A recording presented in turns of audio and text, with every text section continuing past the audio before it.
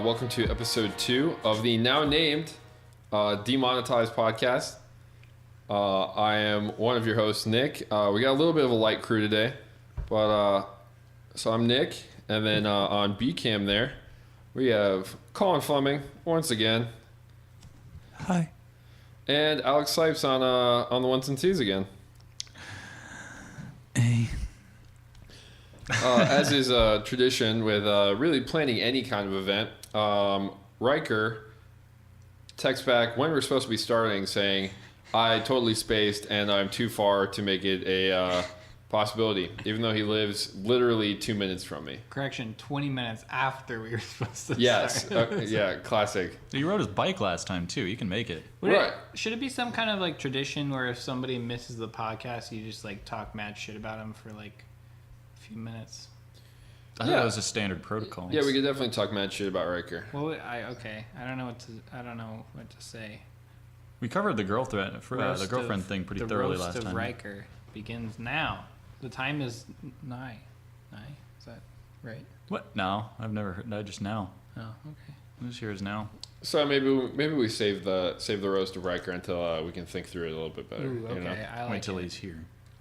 So as usual with the podcast so far, we don't really have any like set topics and stuff. I know I've been thinking about some stuff to talk about, and there's been some happenings going on in the world of what we talk about, and yeah. So how have you guys been? I spent part of the day at the chiropractor because I messed my back up pretty good trampolining yesterday.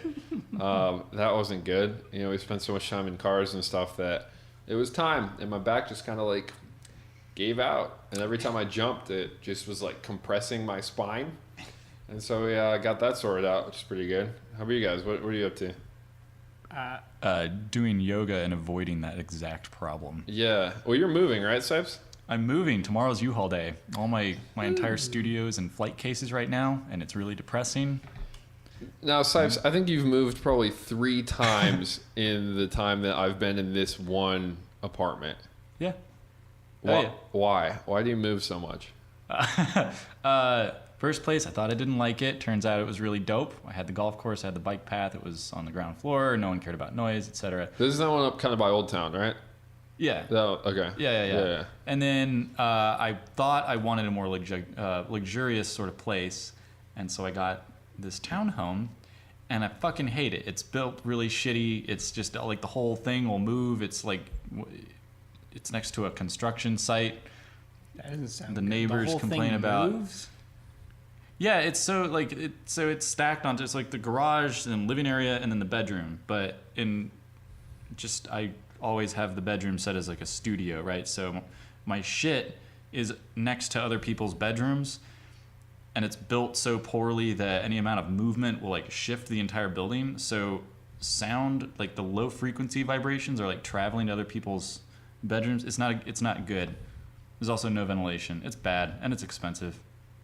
Fuck it. It's so bad. Nick's over here. You heard it here first, folks. Well, it is kind of the weird thing about Phoenix, like housing. It seems like there's a lot of, I mean, Colin, you have like the luxury apartment life kind of locked down, which is, you know, you have a great apartment. It's expensive though. It's pretty pricey. But everything's pretty nice. But there aren't that many like, it feels like there's not that many middle spots. Like I'd say this is probably as middle as it gets, you know?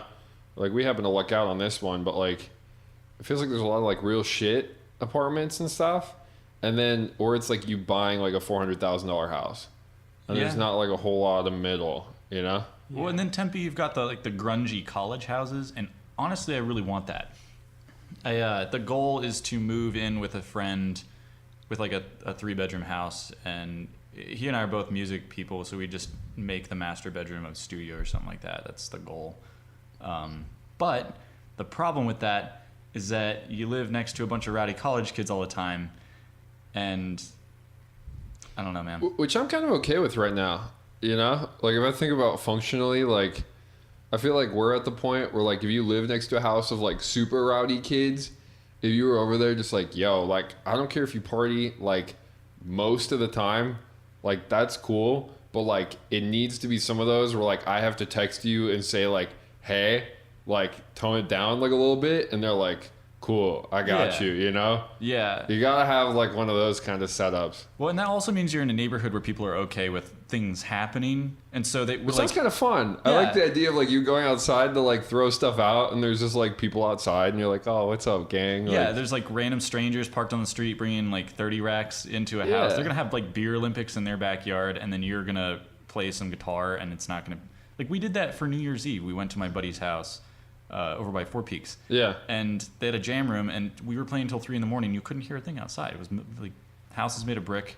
I need that. Is that too far gone for you, Colin? That sounds like a terrible experience. Yeah. What?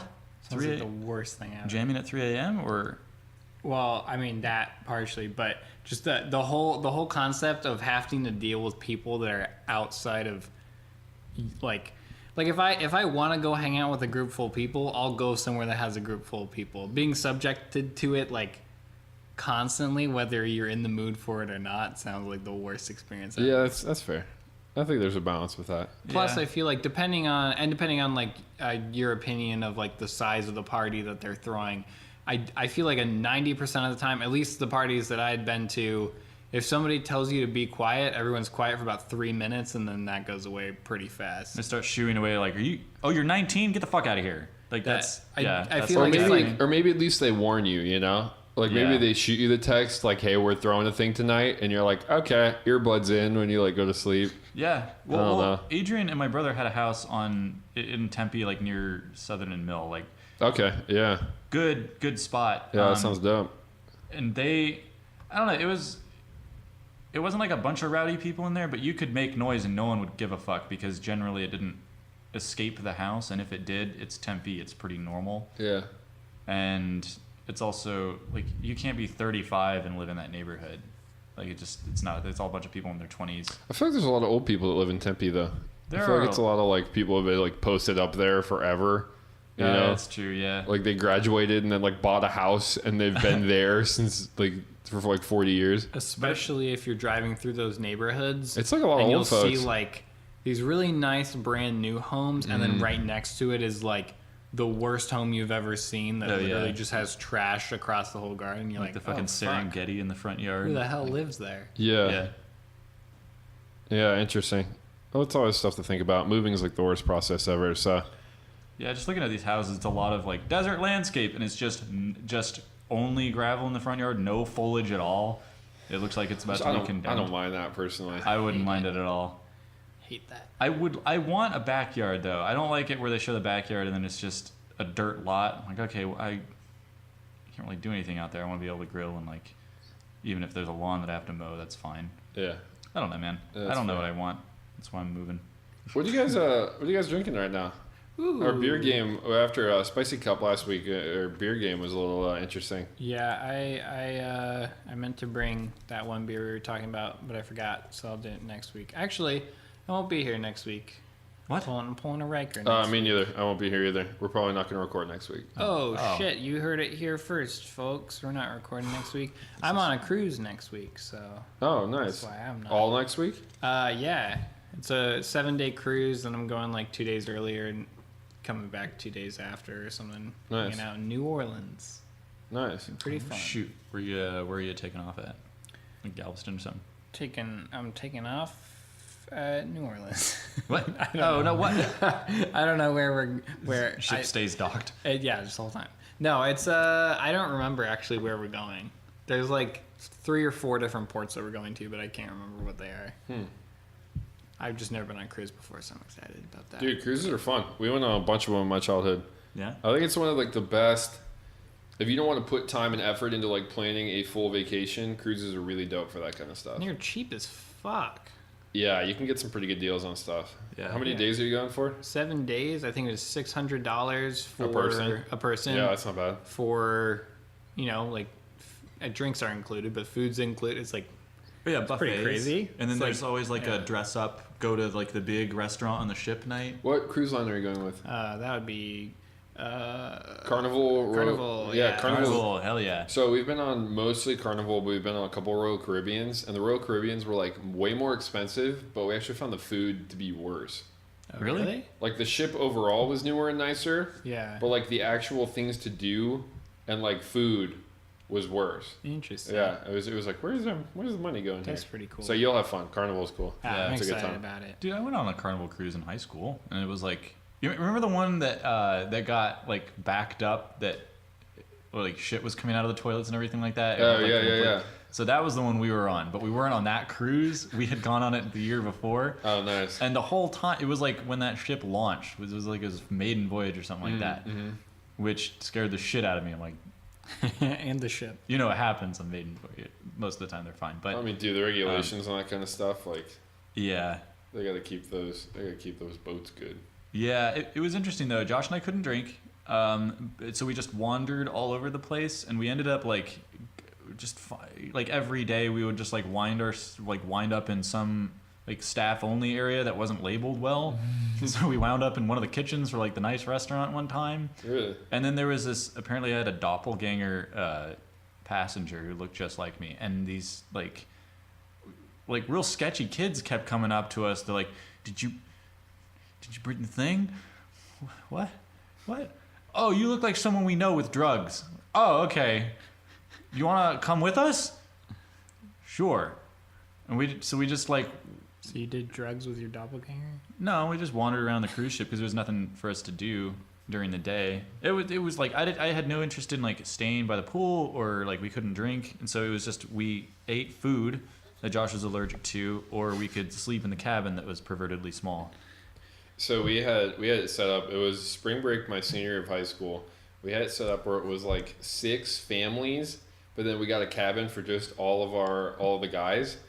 Ooh. So like 4 of us were in like one cabin, and it was one of the like interior ones without a balcony because we knew we weren't gonna like be in there anyway. Yeah. And it was so fun because we'd like order room service and be like, we need 8 cheesecakes and 10 things of milk, and they'd be like, okay, like yeah.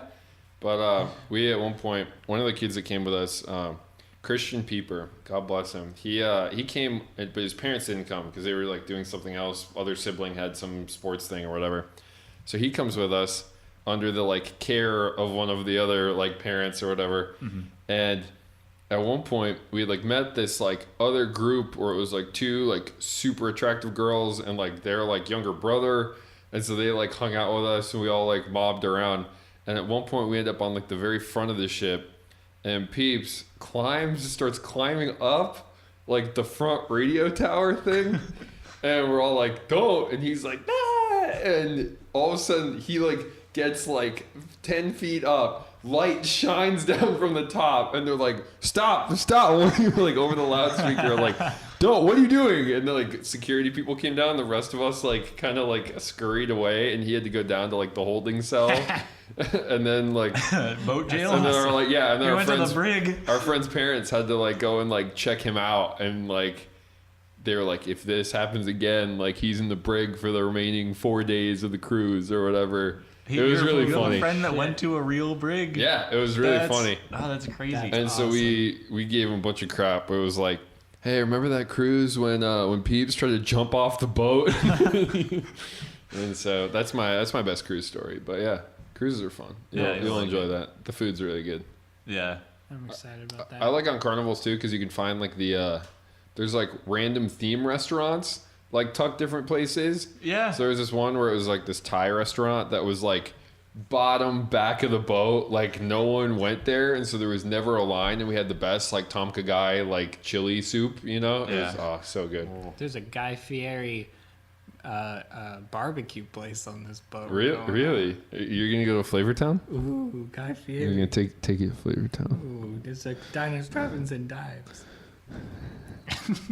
Just dives. What if they just put a dive bar on the ship? I mean, isn't every bar on the ship a dive bar? Once No, they have like the I mean, themey like Caribbean-y kind of bar though on the Carnival ones. Yeah, but I'm talking about that like just the Like a purposely shitty like Midwest bar. Yeah, like in the I'm not middle even- of the boat. Yeah, not it's even like like owls. a bad. Yeah, not even like a bad sports bar. Just like a Moe's Sizzlack style, like Moe's Tavern type of thing. So, is the definition of a dive bar just a shitty bar?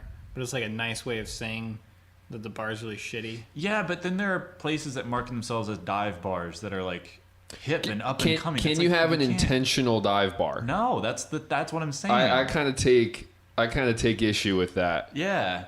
They're like, Where- new dive bar in Old Town. No. Like there the, are no dive like the bars. closest bar to campus is this place called Bullock's Cocktails. It's like Bethany Home and the 17. Okay. Like okay. on the 27th Ave side. Yeah. And it was the closest one to GCU campus technically. And it was just the shittiest like wood paneling, like thick CRT TVs, VHS players still under them, sitting on chewed those up like chair wall rail. cages, Oh. like cut up vinyl seats, only beers on tap. They had like Coors Light and Bud Light, nothing remotely like hipstery or anything. Shitty ass food. Like I would call that a dive bar. What is the draw for a dive bar? Because essentially a dive bar is just a shitty bar. So what is it about a dive bar that makes people be like, let's go to a dive bar tonight, as opposed to, is it just because you don't have to like, there's no thought that you have to put into it? It's just kind of like, oh, we just go to this bar, we drink beer. Like, Well, simple. I think it depends on who you're bringing. Because for some people, if I was bringing someone that I like on a date that I'm assuming is kind of pretentious, it can be like a test of character kind of thing.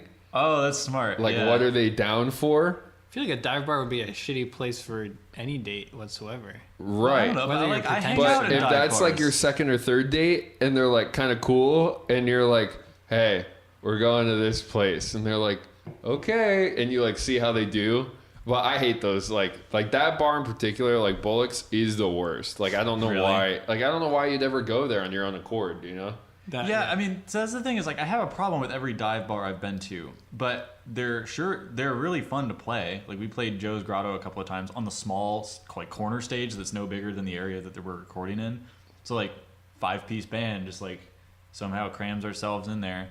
No one shows up. The only thing they have on draft is like Coors Light, and you have a time. But I think it has to do with like, do you have something to prove to anyone else there and who you're with? You know what I mean? Like as an extension to what you were talking about. I think that the like artificially created dive bar can fall into the like just normal hipster bar pretty quick. Like Gracie's Tax Bar. Have you guys been there? No, where's that? It's like 7th Ave and like downtown. It's like it's downtown. Okay. But like Gracie's is like not special. It's got like a nice patio or whatever, but it's like kind of neutral. But it's like a hipstery bar. So it's like if this was any shittier, or the clientele that was there was any shittier, it would be a dive bar. Okay. But as it sits, it's like a neutral bar. It's in between. It's like Is that a thing then? Like, what defines a dive bar?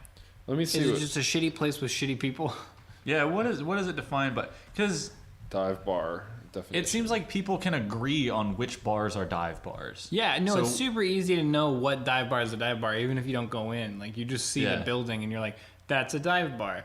But is it because you see the building and the building's shitty? Like, is that... Because, like, thinking of dive bars that I have in mind, that's... Whenever I see them, like, that's a dive bar. It's because it looks shitty. All right, so Urban Dictionary definition of dive bar: a well-worn, unglamorous bar, often serving a cheap, simple selection of drinks to a regular clientele. The term can describe anything from a comfortable but basic neighborhood pub to the nastiest swill-slinging hole. Swill slinging. So, okay, so that So it's just definition... more about community. That then, right? definition is a lot more general then. Because then Gracie's could be a dive bar. Technically, like an Applebee's could function as a dive bar. Sure. Where it's like super neutral, you know what you're getting into. If Applebee's didn't serve food or, like, very minimal amount of food, it would be a dive bar. But then I like the use here on Urban Dictionary. Man, that place is such a dive bar. Don't go in unless you plan to burn your clothes afterwards. But see, That's really bad. definition. but this is, like, so definition's positive. definition's from 2005. So does that still ring I true? think at least the top part holds up. Because I think it has a lot to do with like how much does the bar care about what? Because like the well-worn, unglamorous bar serving cheap stuff, like they're not trying to impress patrons with like, oh, look how fancy this place is. They're just trying to like Here we create go. a sense of community. From 2010, a whole 10 years later. Oh God. Dive bar. This place is going to be stinky and lame. You don't come here for the drinks. You come here to eliminate sobriety. All of the regulars there have a smoker's voice and a hard look to them. If you try to go there dressed nicely, you will get stared at and singled out. Wear shoes that you wouldn't mind squishing some roaches in. And the example, dude, you smell like PBR. Where did you go last night? I went to that dive bar in our town that your mom usually goes to. Classic. I like this one. Yeah. That to me seems a little bit better. I think the first one is maybe too neutral.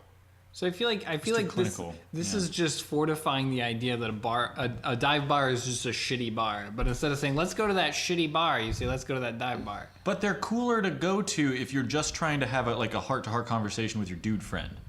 Your dude man. Friend Adrian and I always dubbed it the dude man conversation. That like dude. I would argue that for neutral things like that, the brewery has replaced the dive bar. Right? It's a good substitute. I'd rather go to any sort of outing in either like a brew pub, a brewery, a microbrewery, anything with that term. Like I'd much rather go to Santan than that shitty one by campus, you know? Yeah. Yeah. I feel like dive bars essentially, I mean they're shitty obviously in comparison to like say a Santan or something like that. I feel like Santan I appreciate a whole lot more just because I feel like there's thought put into stuff. Like the beer selection that they have at like a brewery or something versus a dive bar. Like a dive bar seems like it's just somebody had the idea that they wanted to start a bar but they didn't want to do any work for it. Yeah, well in breweries, like they serve the same purpose, but No, I think the difference is a dive bar started as a nice normal bar. Oh, and it just gave up. And then falls into madness. So they're just old or they're just not upkept? Or yes and yes. I mean, you could probably have something that started out and with a year of like not getting cleaned and like shitty management, it just falls apart. Right. Yeah.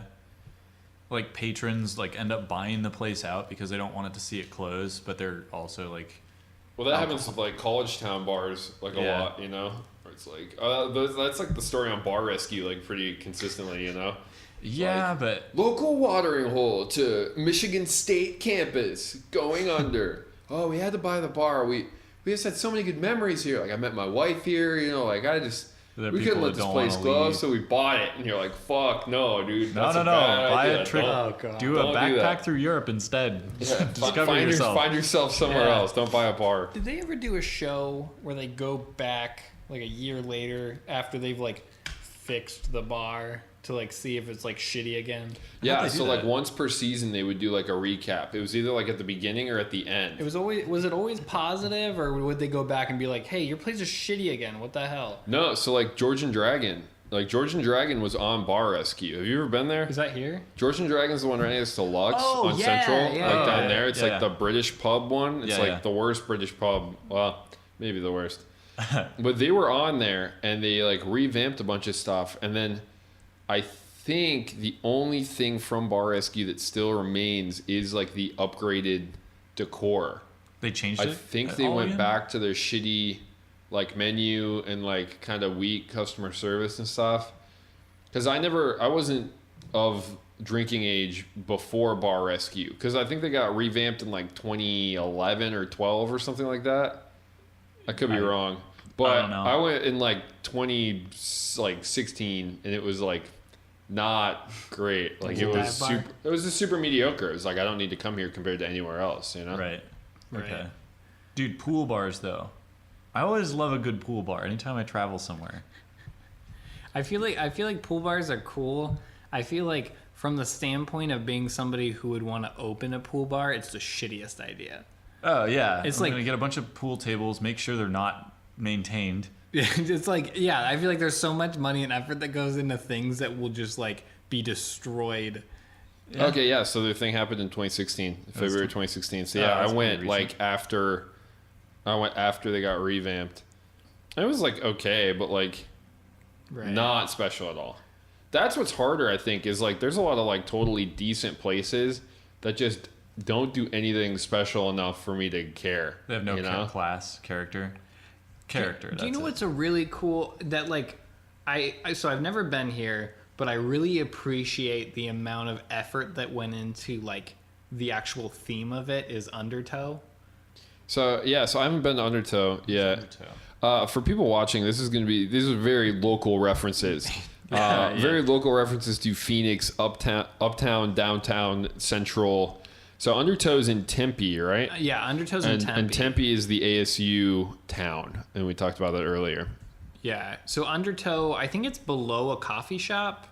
It's below SIP, right? Yeah. Okay. So I think it's SIP. So SIP is a coffee shop that has a staircase in it that goes down to the basement, which is themed like the underhaul of a ship. Okay. And it's basically all themed, like all the drinks that they serve there are all like these super cool crafted drinks for like, I don't know, what am I trying to say? Like Caribbean type drinks or whatever. Yeah, it says Tiki Bar. It's categorized under Tiki Bar on Yelp. Basically, yeah. These pictures are pretty cool, though. They have looks really cool. I'm looking it They up now. have screens in the wall that have videos playing on loop of the ocean Oh, that's cool. with like birds and stuff like that. Oh, Yeah. this place. And Okay. they have like a porthole covering it, so it looks like you're looking through a porthole out to the ocean in the bar down there. Oh, that's what they're doing? Like, yeah, like those there. There's like a screen behind it. Oh, that's a good I'm idea. failing at my screen shuffling there. That's okay. Oh, that's really cool. That's a much better picture. Brett Hallfield was telling me about this place. Yeah, the only problem is that it's just like really small.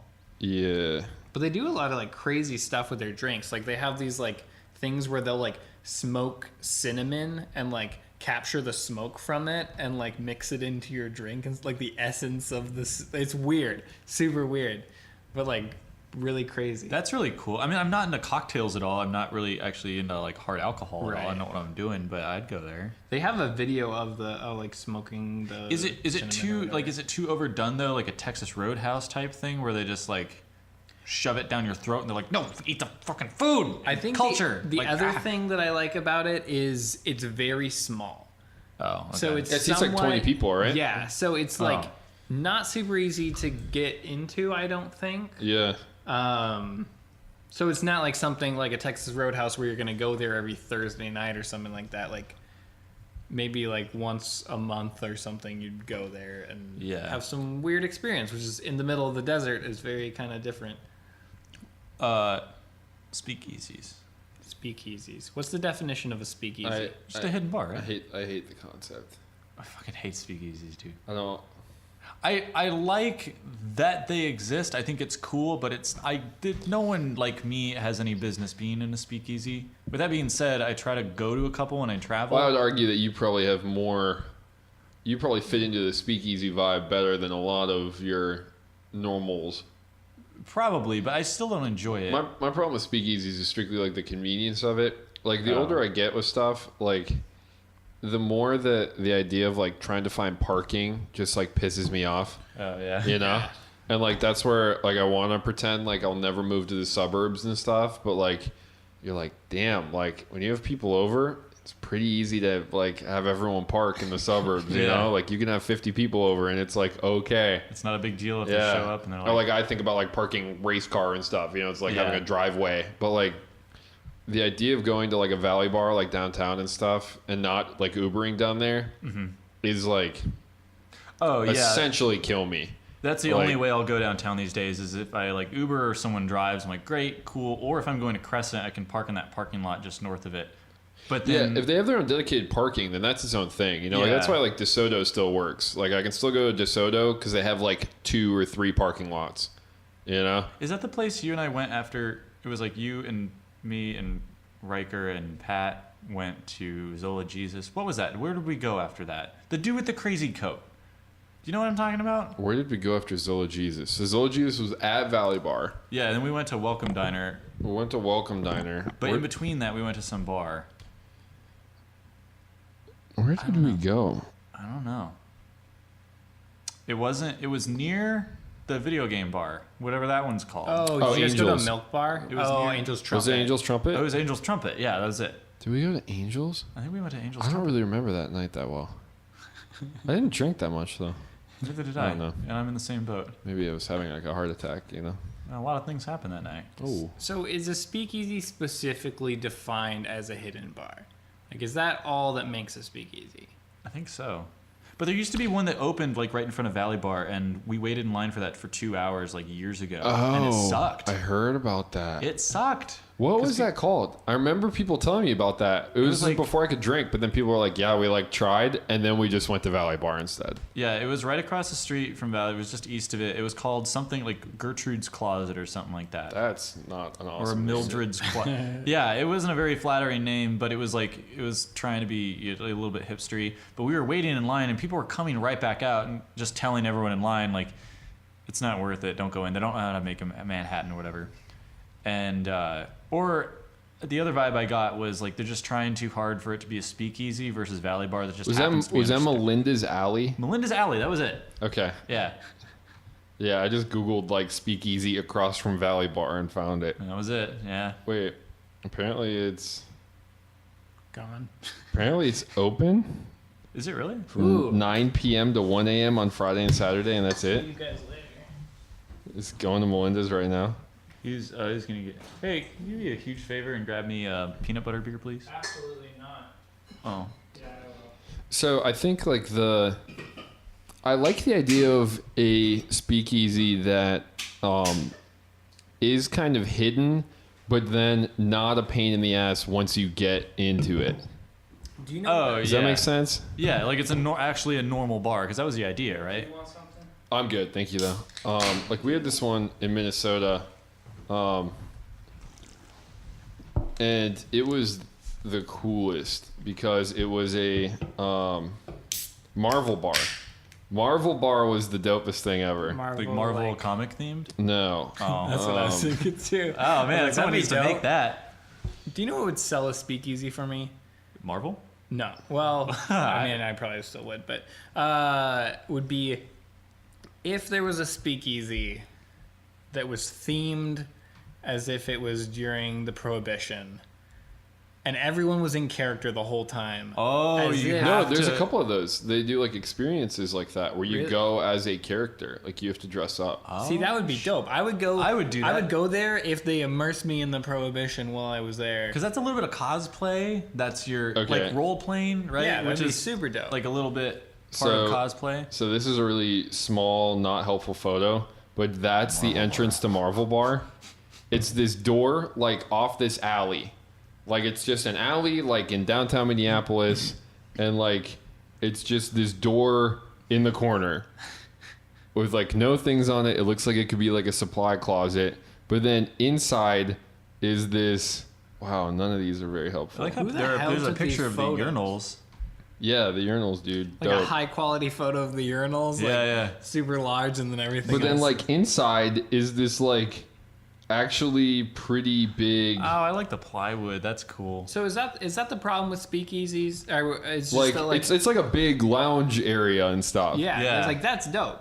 So that's dope because we talked about that. The problem with my main problem with speakeasies is that 20-person like undertow. You know, like the like themes are okay, like dope themed drinks are okay, but when it's like you're trying to go there on a Friday night and you show up and it's an hour wait.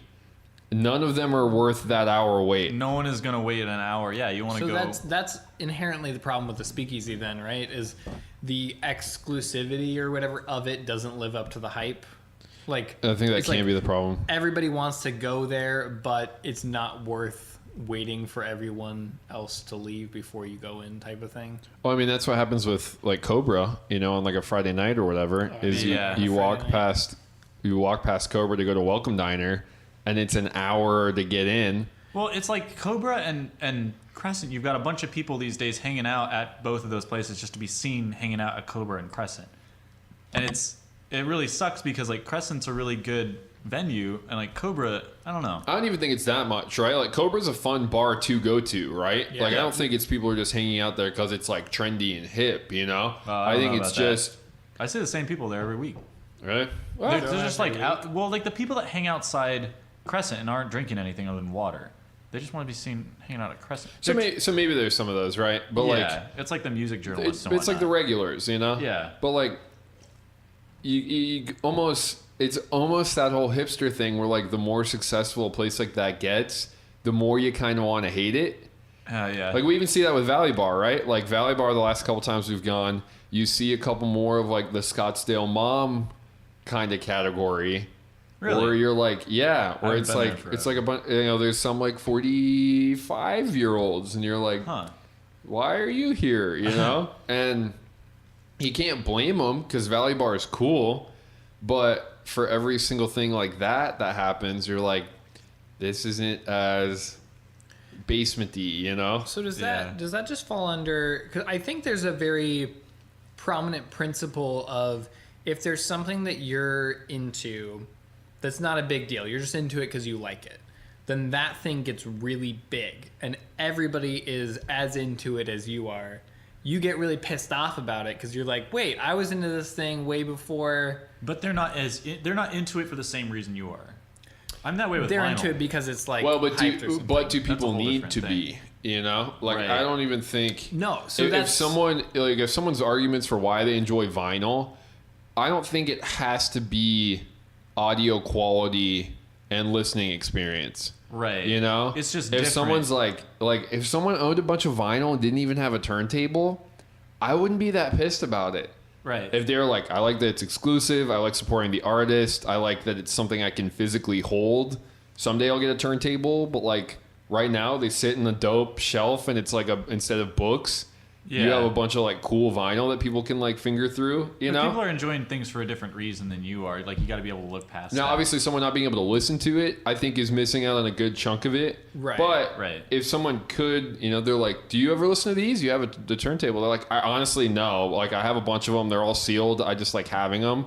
I can't really fault someone for that, But it's cool being the friend with like I have a pretty dope stereo and turntable, and like a decent vinyl collection. And when people like that I know that don't like they have like a small collection of cool records, and they bring their stuff over, and they listen to it for maybe the first time or whatever. It's like it's always a really good experience. That's really cool. So I think that's the opposite though, because there are those things that you're really into, nobody's into, and when people get into it, you get excited about it. It's like, oh sweet, this thing that I love is relevant. I can share my experiences with other people as they experience it for the first time. Happy with you, yeah. I think there's a different kind of negative reaction. I know what you're talking because about. I totally Yeah.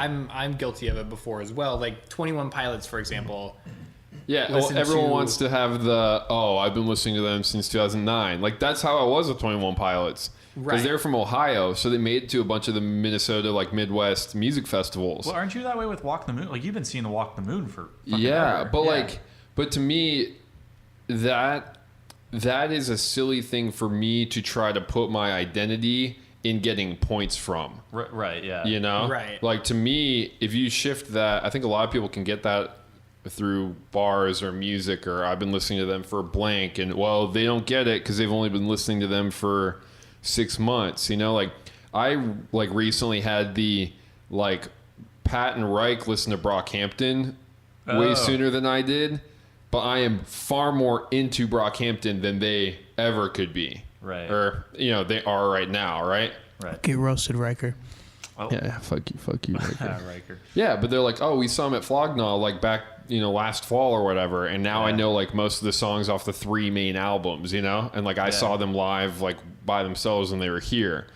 So to me, like, if you shift that, well, like I'm pissed that other people are finding it, into like I get way more pleasure from me showing people stuff, whether that's hobbies or places or restaurants or whatever, than I do from me sitting on like a high horse of that. Right. So that's where I think, and getting back to the bar thing in general, like Yeah. seeing, what was it, Valley Bar, where there's a lot of like 40-year-old or It's getting there, yeah. Right. Yeah.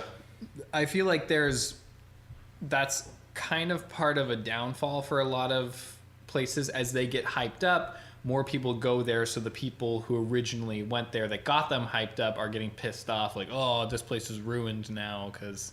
But I think that's like those people are getting away a little bit. Like we're all guilty of doing that to some degree, but it's getting away from the reason why you like the thing in the first place. One community that isn't necessarily pretentious about other people like being, I guess, late to the game is the metal community. If you're just like, hey, dude, I'm just discovering Vector or Iron Maiden or something like that, it's metal guys are always like, oh, right on, like. What do you... But I would argue that the metal community is the least inclusive of their place in music. Yeah, Like, I if mean, you it's look, made of people who like are all even like the very- new Perfect Circle album came out, right? Oh, yeah. Which, like, you know, regardless of if you think it's good or not, if you go to the comments on a lot of those music videos, is the same, you know, insert copy pasta of, you know, I listen to this, you know, thumbs up if you think Justin Bieber's a faggot and isn't real music, you know? Like, you don't really see that in most other music genres. It's not like in a Chris Brown, you know, the Chris Brown Lil Dicky Freaky Friday video. It's not like a thumbs up if you think this is real music and Skrillex sucks ass. You know? Yeah. That doesn't exist at all. Well, like, so the metal guys are like, I get it's if you're into metal and you're discovering a band, it's not like, I mean, they could have been around for, I don't know, who did I start listening to recently? Dawkins. Because I dated a girl whose best friend's dad is Don Dawkins. Okay. Like, cool. But, like, you have to already, like, express that you are a metalhead, then it's like, oh, okay, nothing matters now. But the metalhead community is also made of people who are, like, social outcasts, so they're kind of used to being, like, removed from a lot of other, like, genres of music. Versus if you go to say like an indie rock band, or like an indie rock concert or something like that, you don't know who you're gonna meet there. Like people who've, I don't know. Those places you meet a lot more people who are like more pretentious about listening to those bands. That's So just been my experience. is the whole outcast thing though? Is that something that comes from the music, or is that something that comes from the culture wanting to be an outcast? The music definitely comes from the people. No, I think it's the culture of it. Because even if you look at some of those, like, right, like Christian metal, you know, like right, just for the example's sake, you think of like the August Burns Red or like the Demon Hunter and some of those, right? Like those lyrically aren't even like a social outcast, I hate the world kind of thing, but still attract that same kind of group to it. Yeah. You know what I'm saying? But, like, the people that I knew in high school, like, in that age where like, period of adolescence where you realize, like, oh, fuck, I don't get along with anyone. Like, well, there sure is this music that does kind of grab me by the feels. Like, I don't know, when I was in 8th grade, I started listening to a bunch of, like, All That Remains. And that's just back in the, like, when their latest album, I think, was Fall of Ideals. And it's like, I mean, metal's a pretty empowering music, and for me and a lot of people that I knew, it was the one sort of thing that could kind of tie us together and actually, like, accurately express what we were feeling. Like, the Killswitch Engage Daylight Dies album really, like, got me through high school. I'll clarify that I'm casually into metal, so I might not catch up your reference for what you're talking about. It's okay. I won't catch a single one Yeah. whatsoever. Oh, that's okay. Yeah. Like, I totally get it when people aren't like, well, I'm not into the screaming. I totally get that. A lot of people think that that's bad. I think metal as a genre is one of the hardest to casually be into. Yeah, you have to really Because like it. so like me growing up, it was either like if it was my mom or both parents in the car, it was either Christian or Christian alternative music. Right. And then if it was just my dad, it would flip into classic rock a lot of the time. Okay. So the first, like, honestly, the first non, like, Christian music I was, like, super into was Avenged Sevenfold. Okay. So here's me as, like, this proper private school white kid in, like, 7th grade listening to, like, Avenged Sevenfold, like, really into it. Yeah. And, like, that was weird. Because, like, that's not, it's hard to be casually into it. And, like, if you try to have, like, a prolonged conversation with people, it's really hard for you to say, like, oh, I like, you know, blank and blank, and they're like, oh yeah, and like that's all you listen to, right? You're like, oh hell and you're no. like, actually not at all, because it went Avenged Sevenfold, then Kid Cudi after that. So Kid Cudi was my 2009 freshman high school angsty, kind of depression-y music, right? Okay, yeah. And so like, I think that's what's hard about metal is it's assumed that that's all you're into. And I think as a genre, metal and some of that kind of more hardcore stuff might be the least casually approachable. I think you're completely right about that. It is really even from an a audience commitment perspective, to, like, right? It's like, how do I show up now as like me to an Avenged Sevenfold concert? Yeah. It's like, oh, I don't hate everyone. I don't want the world to implode. You know, and not like that can be a broad net to cast. You know, everyone listens to music for different reasons like that. Right. But theme wise, you know, like kids were a lot more like neutral to weird at like Brockhampton than they would be at like Slayer, you know? Yeah. Right. Well, I mean, like, so I was raised with like a lot of Judas Priest and Black Sabbath. Like, I got in trouble in first grade for teaching my classmates the lyrics to Iron Man, which is the most benign of all Black Sabbath songs. It could have been anything. Yeah, probably. Yeah, it's got like the least suicide references and whatnot. As a first grader? Yeah, as a first grader. And like I remember my parents are like, yeah, we got a call from the school. Like, they have a problem with you. And my parents were totally on my side too. They're like, we don't understand what the problem is. Like, this is what we raised him with. And I don't know. I grew up without a TV. It was just a stereo and like Judas Priest records and shit. And it was like 6-year-old Alex kind of just, and it was I think it was like Raining Blood by Slayer, and then Justice for All by Metallica. Yeah. Those okay. albums just like grabbed me when I was like 6-7 years old. I know. Dude, my whole band loved Metallica on through like 7th and 8th grade. I kind of have like a permanent issue with them from like the copyright suing people. Oh, I think everyone kind of does. perspective. Yeah. Like that's forever like a thing. Yeah. You know? But Fucking testify before Congress. where did the so this diverted from that people kind of commandeering things as their own compared to like casually being into it? Yeah. Yeah. I think that like, because at least from my opinion, both things are exactly the same as far as if something is not popular and you were into it and then it becomes popular and other people are into it, both directions that you can take with that are solely up to the person who was into it originally. So like, Right. if say Forever, like 21 Pilots or whatever, Yeah. if you're really into 21 Pilots, they get huge. Everybody's into 21 Pilots. The way that you decide to handle that situation is entirely up to you. You can either be like kind of angry and upset that everybody thinks that they're into the band that you're really into, and it's like, oh, they're not real fans because I've been a fan since X year. Or you can be like, this is awesome. Everybody likes the music that I like. Oh, and that can tie in really well with the whole concept of like selling out. Oh yeah, it's true. And like you want to see, you know, like when 21 Pilots, when that was it Blurry Face? Was that their like most recent technically album? Just prior to Blurry Faces when they got popular. I'll pull out my hipster card or whatever. I started listening to them like on their first album that came out in like 2009. Like that's where me and my friends like started listening to them. But you know, like when that second album came out, like right around that time, that got really popular like on college campus, like at GCU. Totally. Like it was like everyone's listening to 21 Pilots. They're playing it at the coffee shop, you know, like all of that. Mm-hmm. And that's where you get the like, oh, they're too popular, like they sold out, which I always thought was like really shitty thinking. It's like, wouldn't you want the artists that you've been supporting this whole time to be successful and be at a spot where they were able to like make it, you know, like top radio play and stuff like that.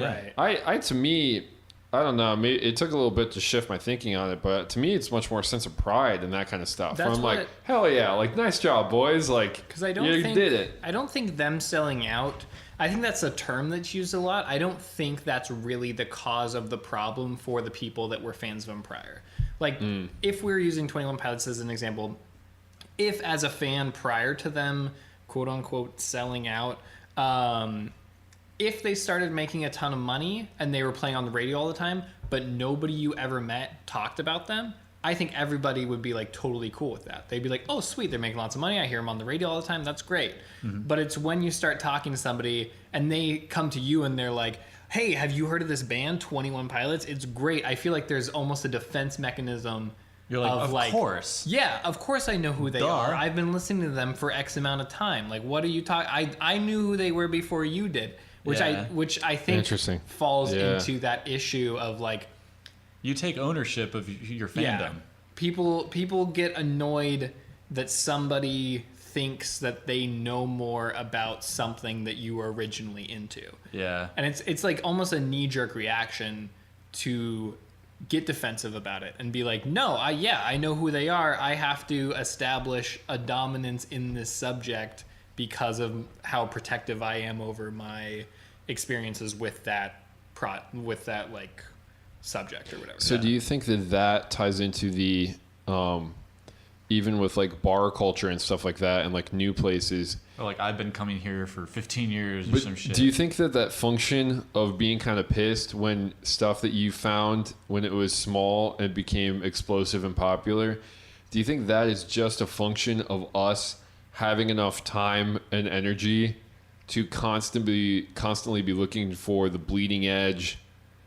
What is the newest, most unique shit? I mean, we work in tech where we're doing that same thing, right? Yeah. Right. I don't know, I mean, think how many people do we know that have moved on to other companies because they get addicted to startup culture, and the minute that stuff becomes mundane, then you move. peace out. You know, do we do that in the same kind of way where it's like this bar or a restaurant or whatever is dope, but the minute that 45-year-old white people and their families show up, I'm out because I need to find the next, you know, this place has been open for 10 minutes, you know? I think maybe to a more extreme example, yes. I think a much broader example, I think this is just a constant thing. Like if you take, I know like Austin, Texas, for example, was just a random ass town in Texas. A bunch of people lived there. Then it got big. It like became like a hyped city. Like, oh, cool, Austin, Texas is a cool city or whatever. Yeah. All the people that lived there prior to it being cool were like, oh, all this has ruined Austin. Austin was great before all these people showed up, before all this happened. Well, so is that but that's a little example? weird functionally because, I mean, that was attracting a lot of tech and stuff like that, for its purpose of being middle America, right? Mm-hmm. Or like that's why Minneapolis does okay is because either coast, you're in central time zone and you can fly either way, and cheap land development, right? Like that's part of what's making Phoenix kind of boom right now is like, Low cost of living. hey, we can't do SF. LA's like, even if you can, you probably don't want to, Yeah. you know? And so Yeah. I think it's that kind of function. I think a lot of the like liking some having to do with like getting defensive when other people get hooked on something that you're into or have been into for a while. I think a lot of that's tied to your ego too, because then you've like, especially for metal community, like I'm sure it's that way with like other like I'm familiar with like the hip hop community. Like it's I tied don't think to their. so though. I think I know that ego. I mean, I think ego ego is is tied definitely part of into it. about I 90% think of everything. but I think it's ego in a different way for other music genres. What I But in think. Yeah. general, you're correct. I think just ego in Yeah. general. Different genres and different communities, I think, have different. Like there are different things that contribute to maybe like a defensiveness of like new fandom, or like when something gets popular, like how does a community respond to that? I think it's really dependent on the community itself. Like we were talking last week about fucking mechanical keyboards and fountain pens. Like Yeah. it works differently in those communities than it does in music, you know? I think it just really depends on the community and what it's made of, like its constituent parts. I think there's a lot of things that play into it. I think on the one hand, I think there's a lot of defense over somebody being into something that you have a lot of personal feelings about, such as, you know, like a particular music group or something. If they get really big, you have a lot of personal connection with that music, maybe because of its impact on experiences in your past or whatever that you feel really connected to. And suddenly, if it's this broad thing, that those experiences almost feel kind of watered down because everybody's into it. Or people's ability to call themselves a subject matter expert gets diluted. Oh yeah. You know? Like Like- if you were to add someone who knew my same level of car stuff into the group, then depending on, I don't think I'm really like that, because to me that's just interesting. But for some people that can be I was able to say that I was the guy for knowing this, and now I might not be, you know? Right, I think yeah. that can mess up people That's a too. huge- yeah, that's a especially for huge music ego hit. stuff. If it's like, oh, I'm not going to Sipes for my metal music advice anymore, you know? But at the same time, like I don't know, being someone with a you know how like, okay, so you guys are people with skills, like clearly.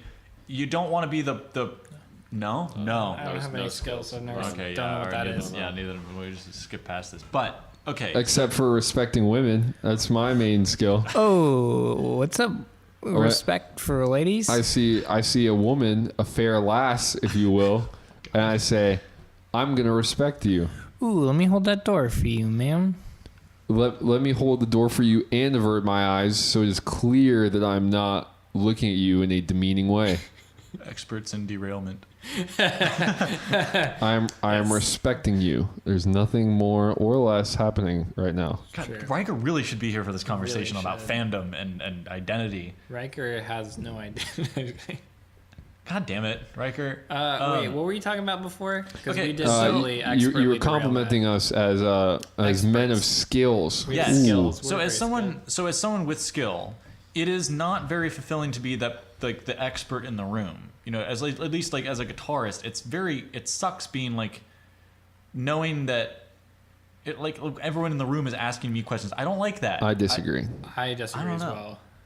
I think like someone from to be maybe from the standpoint of your wanting to improve yourself side of things, maybe in that case, yes. I think from the standpoint of like an ego boost, I think if you look at celebrities or whatever, why everybody wants to be a celebrity because people look to that person for that thing as them being one of the best of whatever that is. That's why celebrities have the worst fucking egos ever, is because they are constantly the best, essentially, yeah. in that field. Well, when you're like, Well, that's what I'm saying though. But It's we've talked about at different points.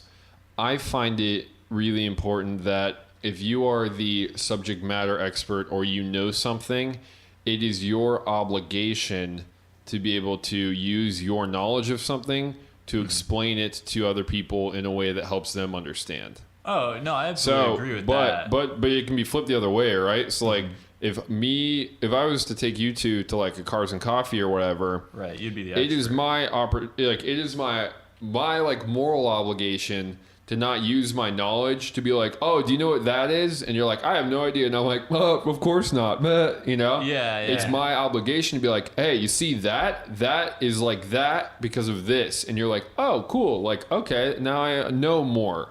Like, so Yeah. I see the same thing if you want to talk about like guitar or like photography or videography, you know? Like, I think there, to a certain degree, is an innate responsibility of people not to waste their skills like that. And you either can stunt on people and use it for like an ego-y thing, or like hey, I know a lot about setting up lighting, and you've admitted that you don't know that much, so I'm going to show you how to light things better. But see, you I know? always want to be the person that's in that context. I want to be the person that's like learning from an expert. You know what I mean? Like it's not. Well, but that's why you get people attracted to each other who can give and take different sides of things. Yeah. And so you get people in the room that are all lifetime learners. Then the world goes round, because there's an understanding that people know and can teach things, but are also open to learning. So like if we were to go to car show, like as long as you're teaching me, like I'm probably gonna be asking a lot of questions. Oh, it's fine. Yeah, I cannot add tracks while recording. I'm not gonna do anything because it's working fine now. idea. If I hit something, it's gonna change something. thought it stopped. No, it's okay. Yeah, I freaked out. I had a mini heart attack too. Oh It's God. fine. It's just yeah, that's what that happened. Oh That's what God. happens. But yeah, I mean, like I've collaborated with like musicians before that are way above my skill level, to the point where I was questioning why I was even grouped in with those people. But it's like I don't know. I think it brings the best out of me, because it like in those situations I'm in a studio with like world-class performers, and I'm like a nobody, and they know that. Right. Well, I'm gonna try my best to like keep up with them, but if I don't, that's okay, because they're gonna like you said, like you're gonna explain car shit to me, or Right. like I like being the guy in the room that's learning. It's nice to be the person, like the expert in the room. It's where it's you're teaching maybe appreciation or like new knowledge to someone who's interested in learning what you know, but that's not doing anything for me for like personal development. So I like kind of being No, but a that's the novice. balance. Is you can't have it always be about you learning things. Yeah, it has to be a mix Because you between learning the two. things is good for you, but also you just taking from a situation. Then you're not. Where You're not and you offering are anything. you are then required to give back in a different situation as you can. That's true. Yeah. So like at the at Saturday night, there's like the Pavilions car show or whatever. Yeah. And some of these guys have been going there since like the 80s or whatever. Some even like longer than that. But a lot of the motorcycle guys will like show up and like kind of stand there for like an hour-ish. And they like walk around, but they don't like talk. Mm-hmm. Where I have this like little gang of like me and a couple other guys that like talk every week. And they're like, hey, how are you doing? So now it's been my responsibility to use my communication-y kind of skills to rope some of those other people in Oh, that's good. and add to the little gang. Every community needs that. So I might be learning from people at work, you know? I might be the person that's like learning from other people constantly and whatever and taking and taking and taking. But I have to give somewhere else where I can.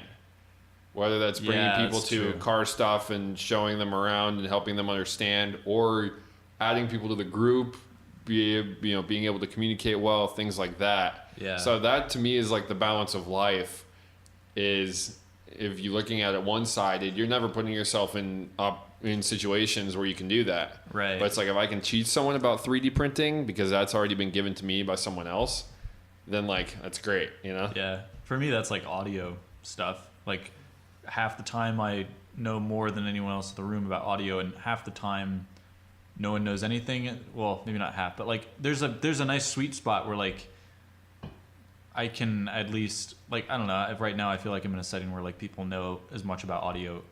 But you bringing your stuff and your effort to engineering this podcast is you maybe taking in a different aspect of your life, and now you're able to give towards this. And this one happens That's to be true. one of those dream setups where you are giving your knowledge, but also gaining something in the art creativity aspect of us actually doing this. Yeah. Right? Well, and so this there's is my some of those first beautiful video things where podcast, too, like yeah. round circle life is good, you know? Yeah. Right. Because you're giving in one setting and getting from another. you Yeah, know? and I think that was maybe not necessarily the goal of this podcast, but was a large part of it was getting together to talk about things with different people that had different specialties, I guess. And perspectives and- different, yeah. yeah. Well, and we different- just wanted to make a thing. There's so much value behind that. that too, yeah. We just got stir crazy and we were like, we need to make something if Yeah. this feels right. And then doing it feels very, very... And that's one of those Cathartic. things that as I've been burning through more like Casey Neistat vlogs and stuff like that, Oh, is yeah. I think something that people get to the like inspiration side of it, but then fail to act on the just go make a thing. Yeah. Like just go do it. yeah. And it's like he's said it in his stuff. He's like, don't worry about what my setup is for my vlogging camera. Do you have a like current-ish phone? Then you could do most of what I do now. It might be harder. You might have to spend more time editing and stuff like that. But you can do it. And so that's where I think people stop at the like, man, I'm inspired. I can't do it though.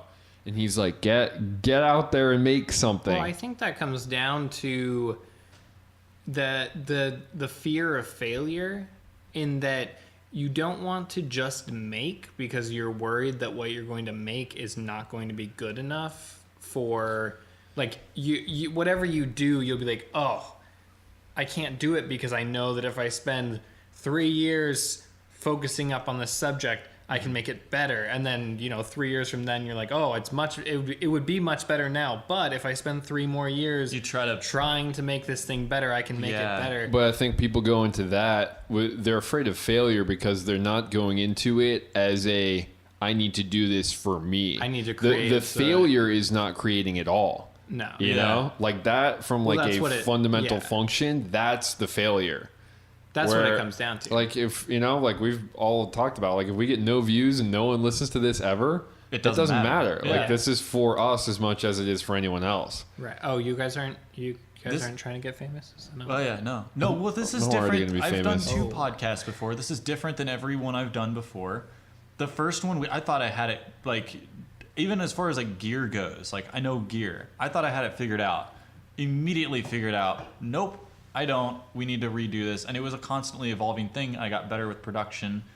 And I don't know, to the point where I'm like, I'm comfortable doing this, but this is my first video podcast.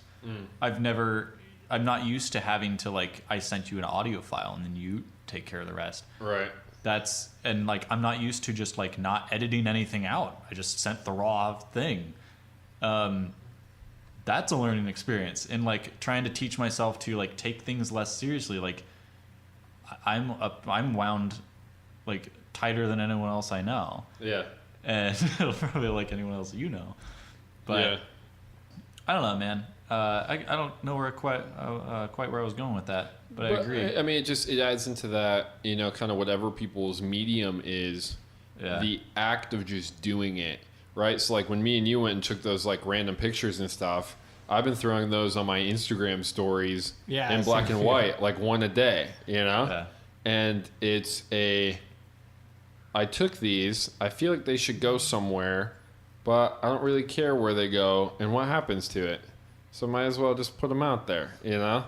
Yeah. But like us going and taking photos was more for us than I need this to go somewhere. Yeah. And it wasn't an assignment. It wasn't a job. It was let's go hang out. As an example, like I have all those photos we took.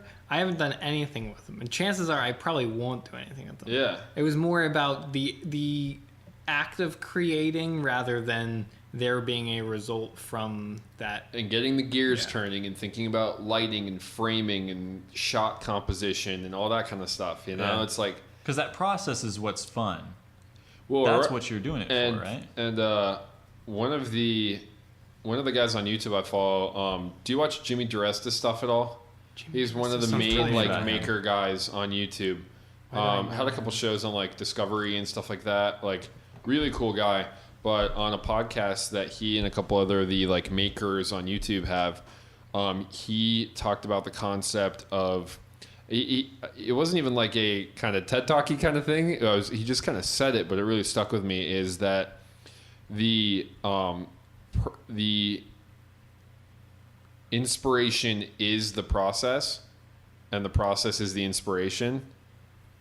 Oh, it's just because it feeds back on itself. And that people will talk about, like, you know, like Cody, right? Like Cody, my roommate, has been talking about. Here? No. Oh. He's been trying to work on his like screenwriting stuff, but at certain points it's been I don't know what to write about, or I don't have anything to write about.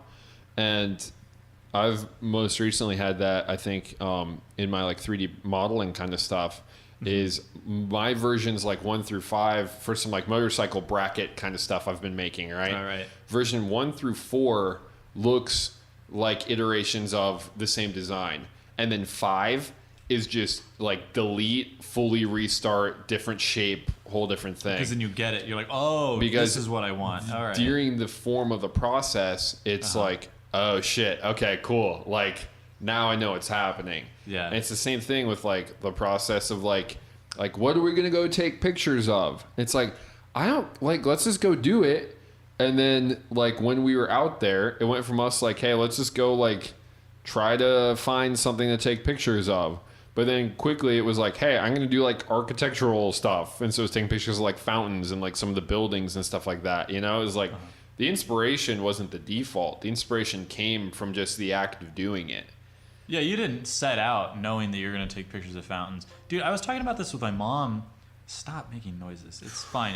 Everything is fine still.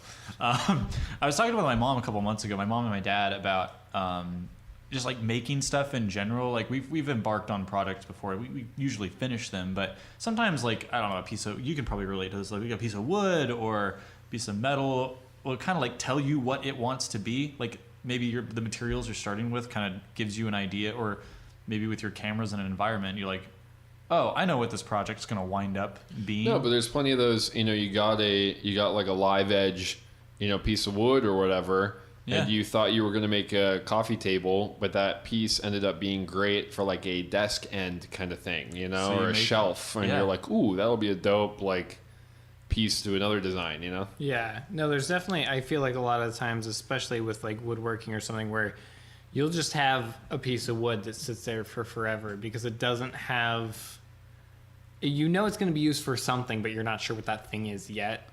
And then as you come up with a project, it kind of almost reveals itself. Like you're like, oh, I need to make this. What do I need as materials that's a good way for to that? put it. It reveals itself. Yeah. Like you'll be like, okay, I need to make, say, this end table. And you're like, all right, what do I want to make it out of? Oh, that live edge walnut that I had would be perfect for this project in particular. That's why I've had that.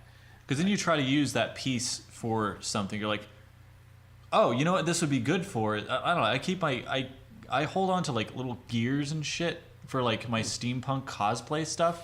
Where I don't know. I'm like, great, this would go well with it, but you can't just slap gears on like a steampunk thing. I wait till I make something and then I'm like, I kind of like spread all these parts out in front of me and like I try to figure out like, okay, how would this be built? How do I make this convincing? And then the parts kind of speak to me and kind of let me know like how I should arrange them to make like a convincing piece of like a gun, for example, like the modded dart gun that everyone does for steampunk. Yeah. Yeah, I love that shit, and but it results in like hoarding stuff. That's fine. Yeah. That's the one potential downside to it is when you have this massive thing for like. But is it a downside? Because I 15 like being in a years. makerspace that's like it just has an abundance of shit. Like I have microphones. Well, but that's that I the don't problem with use. all. I mean, that's the problem with most of these kind of hobbies, right? Like you even before we started recording was talking about how you moving back to your parents' house for a little bit. Yeah. It's a majority of what you're moving is gear, you know? Yeah. And like I look at that and it's like how many multiple boxes do I have where it's like kind of one per hobby where Right. being casually into sewing is like 40 pounds of shit, you know? Yeah. And like another box or two. Yeah. Right? Or being casual, you know, like being decently into mechanical stuff is now part of a garage of toolboxes that I need to now live in a place with another garage, Yeah. you know? Yeah. Right? I Like, get so it. they have like a certain level of commitment to them, you know? I guess even you like look at the bar behind you, you know, it's like being into like cocktail drinks is a certain amount of money and, you know, now supplies that you kind of got to lug with you everywhere. Yeah. Which is something interesting because, you know, Riker and then his roommate Patrick, they have a real kind of minimalist thing going where I think they like both agreed to like, we're not going to bring any more shit in the house, which I think is interesting because I like the idea of that. But to me, the pain in the ass that it is of storing and then, you know, once a year or whatever moving is worth the capability. So like I'd I rather just move a bunch of stuff in like an organized way. Because like I like working on, you know, music projects where like, fuck, what does this part need? Oh, there's a mandolin in the corner. Let's try like dinking around on the mandolin, and then oh, this is actually pretty cool. But no one would have thought of that if we didn't have a fucking mandolin in the studio. right, or I like love that stuff. I just ordered like a tent, you know, because like I didn't have a tent for camping, Right. and now it's like, okay, well, and I gotta find another spot to like store that, right? Oh, right. But the trade-off in capability now is now once I have that tent, I now will have no excuse to not go camping in my free time. Right. Where before that was something I was able to pull, like I don't have all my camping stuff. It's like, well, I just bought a backpack. I got all my cooking stuff. I have a tent now. The tent like, may fuck make it. you I gotta go. wanna go, I have to yeah. go tent now. You know, I have Yeah. to go camping. I can't fight that. You know. And then I think to a certain extent, kind of the mindset of minimizing clutter or something like that, I think works for a lot of things as far as, you know, trying to prevent yourself from buying things that you don't need or minimizing the things that you do have. But whenever it comes to particular hobbies, like say woodworking, obviously Riker and Patrick aren't into woodworking, but if they were, like that pretty quickly becomes a big conundrum as far as like, okay, I want to be into woodworking, but I don't have anywhere, like based off this pact we've made, I can't keep a lot of tools in the house. Well, your So- apartment doesn't really allow for. I was surprised that you even. It's attempted. true. So that was kind of a woodworking. result of my apartment didn't have a ton of storage. Right. I had an ass ton of fucking woodworking tools and nowhere to keep them. So, using my abilities in woodworking, I built something that would sit in my apartment as like just a piece of furniture, but also was a place to keep all of those woodworking tools. Dude, isn't that cool? Making tools. Isn't that not one of the most satisfying things you've ever done? I didn't make tools. Well, making like storage for making things to support a hobby. Oh, Like well, that, like, I love that. that's a big part of the satisfaction with the 3D printing stuff is the being able to make something that serves a function, and like a specific one is like so satisfying. And so quickly too. It's I think funny so though quick when you turnaround. make Yeah. something that satisfies a function that's related to the hobby that you. That's You know what why, I mean? yeah, no, I think, and Where- using where- 3D where, printing like- as an example, your 3D printer, if there is an issue with your 3D printer and you can 3D print something to fix that issue, that is like the ultimate, like, I guess, satisfying, Well, like, I mean, that's thing. where they talk about, you know, like the old school, like 1940s, like Bridgeport mills, you know, like the big, Oh, like the metalworking big- mills, you know, Yeah, like those kind of yeah, things. It's yeah. like, I think it's like, it's either a mill or a lathe is like the only machine that can technically make all the parts to make itself again. I think it's a lathe. Yeah, Well, I imagine they both can probably, Yeah. but it's interesting that kind of balance of, I think it's probably a real millennial kind of urban city dweller kind of thing of trying to think about that like minimalism versus like capability. Because I know about you guys, but like my like dream place to live has this shop out back where there's a project car and all my tools are set up and like all that, and Just I an can just abundance go of out shit. there Yeah. and it's air conditioned because now like I've been working, you know, like last summer when I was doing a bunch of shit to the bike, I was sitting there just sweating my ass off, drinking a gallon of water every hour. But like, hey, at least, you know, I'm not outside. I'm not in a parking garage like I was at college working on a bike. Yeah. Like that was the next step is like I can keep stuff disassembled here and it's not going to get jacked or I'm not going to get in trouble, you know?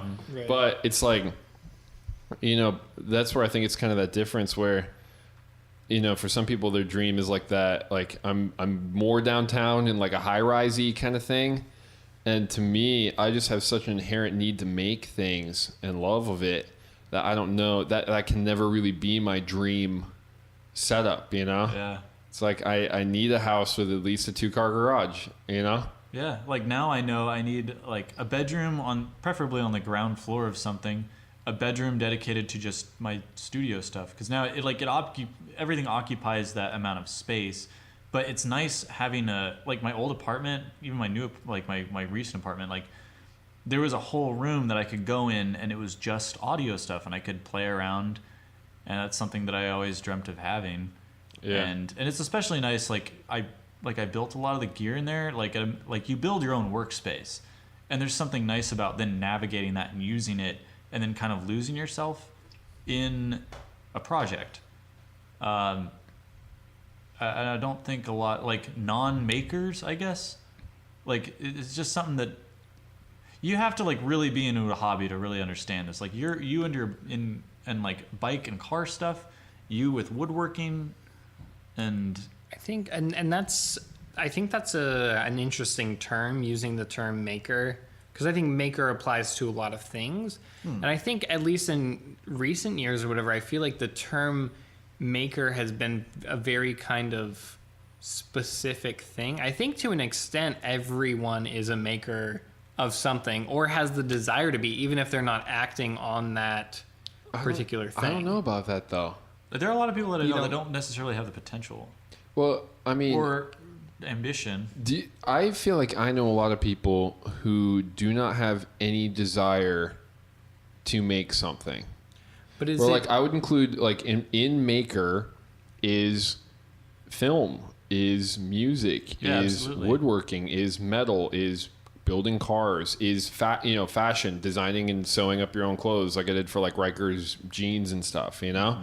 Like, so I think the term can be really umbrella and inclusive. I don't think that's an issue at all. And It I doesn't think, lock you into one specific hobby either. Like you sew and 3D print.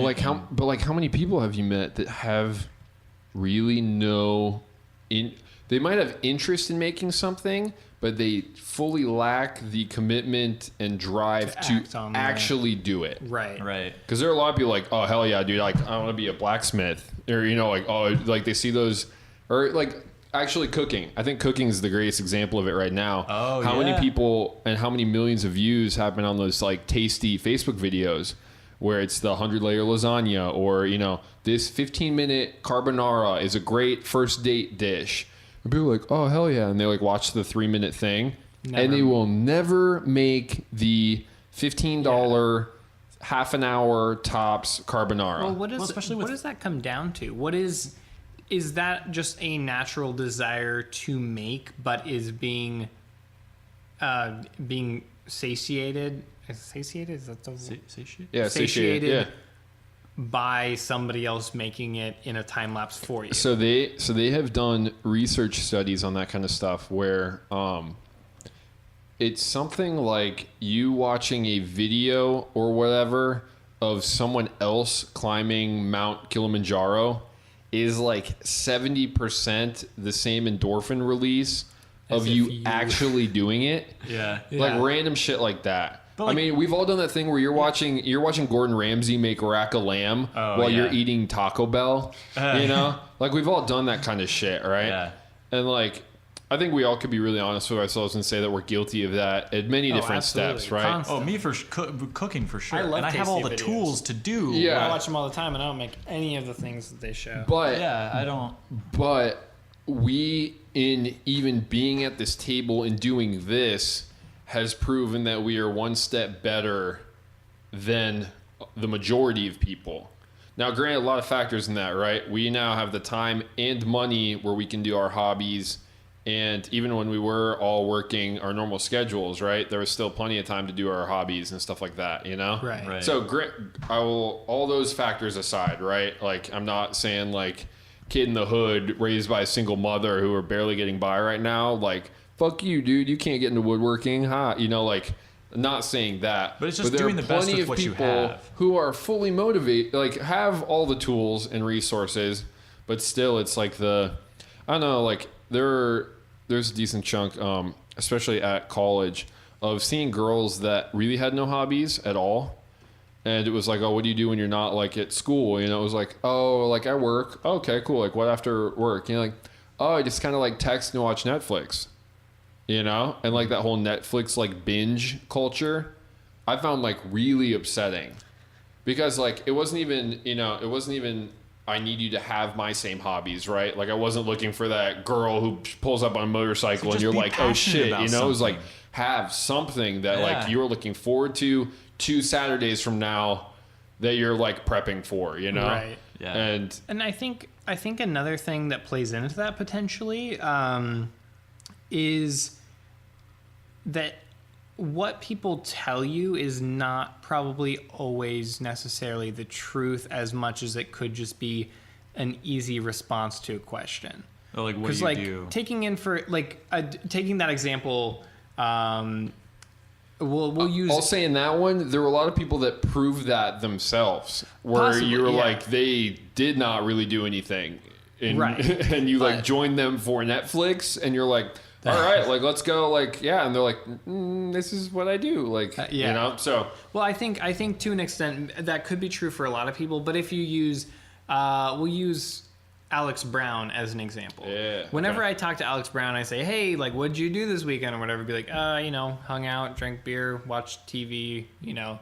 That's like all he tells me. As far as what I know he does with his weekend, not entirely the whole time, but while he's watching TV, he usually has his laptop, he's building a website, or he's learning coding in relation to HTML, building a website or something like that. That is, without thinking about it really, because I wouldn't consider Alex to be a maker, just off the top of my head, because I don't know him in that respect necessarily.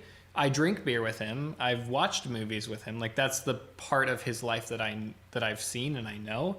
But I've also caught glimpses of the websites he's built or the things that he's made that wouldn't be what I would consider. But he doesn't identify as a maker, does he? If he's not telling you that stuff. No, but is a maker a definition of somebody who makes, or is a maker a definition of somebody who considers them a part of the maker culture? Oh, that's a good question. Because are you necessarily, if somebody were to listen to metal but doesn't go to metal concerts, are they a fan of metal or not? well, I mean that is that same kind of thing where it's like, car people. Like I don't consider myself like a car guy. because like that is like its own weird. Yeah, I think they're completely different. It's like I'm like a car enthusiast or whatever. I'm into cars. It's the same thing where it's like I really like guns, but I don't want to be known as like a gun person because that's like its own set of like things. Yeah. I think maker is just a really, I think you even could fully destroy the term maker and people will speak for themselves. Yeah. Yeah. Where it's like, oh, what do you do in your free time? It's like, oh, I'm like into woodworking and like, oh, I'm doing a podcast, and so it's like, oh, it's like I do a lot of photography, and I'm trying to do video. I'm really bad at like keeping myself structured with it, but I'm working on it. It's like, oh, it sounds like you make a bunch of shit, right? Right. And so I think I think there are a lot of people like Alex who, it's kind of a crap analogy or whatever, but it took me like till 6 months ago to realize that my dad's worked in tech this whole time. Oh, like your entire life? So my dad works in like human resource technology, and he does like a lot of like analytics kind of stuff and like a lot of like research and writing and stuff like that. But because it was just kind of the norm forever, it literally took me till like 6 months ago to be like, oh shit, I'm like second gen, like working in tech. Oh yeah. And I was like, Dad, you've worked in tech this whole time. He goes, yeah, I guess, yeah. And I was like, oh shit, like, and that was mind blowing to me, right? Yeah, that's so. pretty... I think there's a lot of things like that where if you were like, Alex Brown, like, how long have you been doing coding and websites for? It's like, oh, I started like kind of college-ish, but like, I just kind of, it's one of those things I just like whip up websites in my free time, and like I've done some for other people and stuff. You'd be like, so you make like a lot of websites, right? And like, yeah, or I like did this code thing, like I was trying to figure out my YouTube downloader in Python, and so like I modified some of the code, and it's like, so you've been like making applets forever, So I think there's a lot of people where... So you make stuff that isn't identified necessarily as that maker. But I think there's a lot of people where if you gave them 20 minutes of poking, you'd figure out that they were makers, quote unquote, or at least that they made things. Yeah. And that's where I think, not using your example necessarily, but using Alex as an example, where it's really easy to look back on your weekend and be like, what did I do this weekend? I watched Netflix, I drank beer. I also made 3 websites, but I do that every weekend and all week, so that's not anything new to anybody. So you look past it. Hence the poking, exactly, Yeah. If you're like, do you really just sit and like, I've done that with him before. It's like, you really just like sit and drink all weekend? He's like, no, actually I got like a ton of shit done. And they're like, right, okay. Like, yeah. And I think that comes with like certain levels of relationship, just people knowing that you genuinely give a shit, Yeah. Where if someone told me that they actually didn't do anything and you're like, yo, are you good? Like, are you okay? And they're like, no. And you're like, okay, let's fix that, Yeah. But I think you're right, though. Yeah. I think that can happen with a lot of people. Is like they're doing stuff. It comes down to natural reaction as far as like saying have a good day, for example.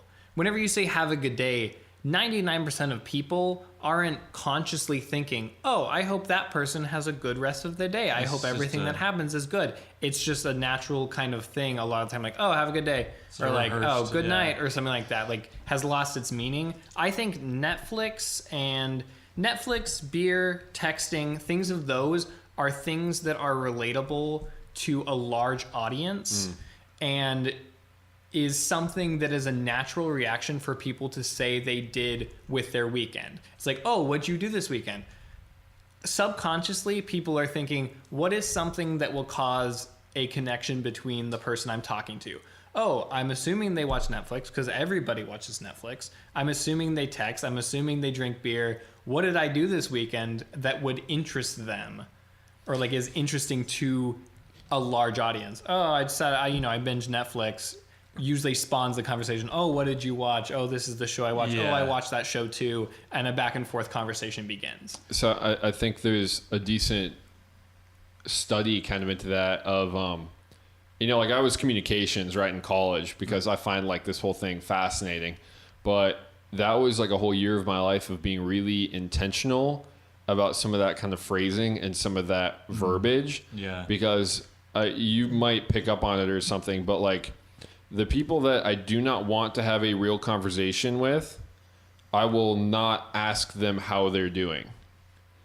So I only ask people how they were doing if I have 15 minutes to hear how they are actually doing. Right. And if people ask how I am, if I am good, I will say that I am good. If I am not good, I'll be like, kind of shitty right now.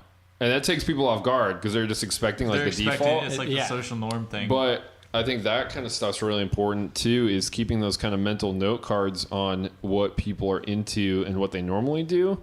Because then it's back to that kind of genuinely giving a shit about people, where knowing that Alex is into coding and stuff like that is like, hey, have you been doing any of X lately? You know, or like me and you have that connection where like, I know that you have a great camera setup, you know, and like we've done that together, right? And like I know you're a film student and stuff like that. So having that on the note card of like, it would be good of me as a friend to be encouraging of you doing that kind of stuff. It's like, hey, have you gotten out and shot anything recently? And it's like, oh, I think I've done that. And you're like, no, like I've been meaning to, you know, like I should. Same thing with you, Sipes, is it's like, hey, like when was the last time like you and your band did stuff, or like you helped someone or produced music, you know? That's where I think it's really easy to get really generic as kind of a scapegoat from having to form real relationships with people. But you asking that sort of question will remind me, it's like when we arrived here, I had forgotten that I made a song out of the last episode that we recorded. It's like, oh, you know, sometimes it does take someone asking, like, did you shoot anything recently? Like, oh yeah, I actually did. And then you like kind of reignites that little spark that you had when you were actually doing the thing last week or whatever. Just casually that you never even thought about because it's what you do. Yeah, but that's where I think it's some of those like either having to pry stuff out of people like that. But I think there are a decent amount of people who just don't have any hobbies going on. It's definitely possible, especially with. I think it's real. Yeah, but I think it's a very fine line between people who just don't have any hobbies versus people who may not bring up their hobbies because of various different reasons. That's fair. So it kind of falls into. I'm sure there are people who just don't have hobbies. But I feel like regardless of who you are, after watching 6.5 hours of Netflix, I don't know about you guys, but I'll start to just be like, I got to do something. I got to stand up. I got to walk around. Like I can't just be sitting here anymore. I'm not going to lie. I watch maybe 2 hours of Netflix a month. It's not very much. No. Maybe. I watch a lot more than that. And like, obviously with us not working regularly, I've played a lot more video games recently, but when we were in normal schedule and stuff, it was maybe 2 hours a week of video games. Yeah. And even that most of the time is with people online, like friends with, like kind of catching up and stuff like that. Yeah. Well, I feel like a lot of it comes down to time constraints as well. Like whenever I'm really into work, like woodworking or something, if that's like my focus at that period of time, I don't play any video games. I don't watch any Netflix. I don't do X, Y, and Z because I don't have the time to do that because I'm working on this project that's going to take me the next 4 hours or something. Yeah, usually projects that I'm working on, like when I was doing the Vagabond thing, where it's like that D&D campaign where I was like sound designing 2 hours. That one with Adrian, right? Yeah, like 50 minutes of sound design. That was fun when we used to play that. Dude, that was a fucking undertaking. That was a crazy project. Right. I have to go after him. I do as well. We all do. So does that mean that we should be done? So we either can be done or we can pause it and keep going. What are we at right now? An hour 40? Hour and a half. Yeah. What are you feeling? I think we did a good job this week. Yeah? It's up to you guys though. I don't care. I just have to pee. We covered a lot. I mean, we could end this one, and we could start another one for our buffer for next week. That's such a good idea. You want to do that one? Okay, that's such a good idea. Okay, so there we go, guys. I think that'll be after some group discussion there. I think that'll be it for episode 2 of the Demonetized podcast. Thank you for listening, if anyone is, and if not, that's okay too. Get a dab and all. So for episode 2, I'm Nick. Have a good week. God bless. This is Sipes. Bye. Peace out.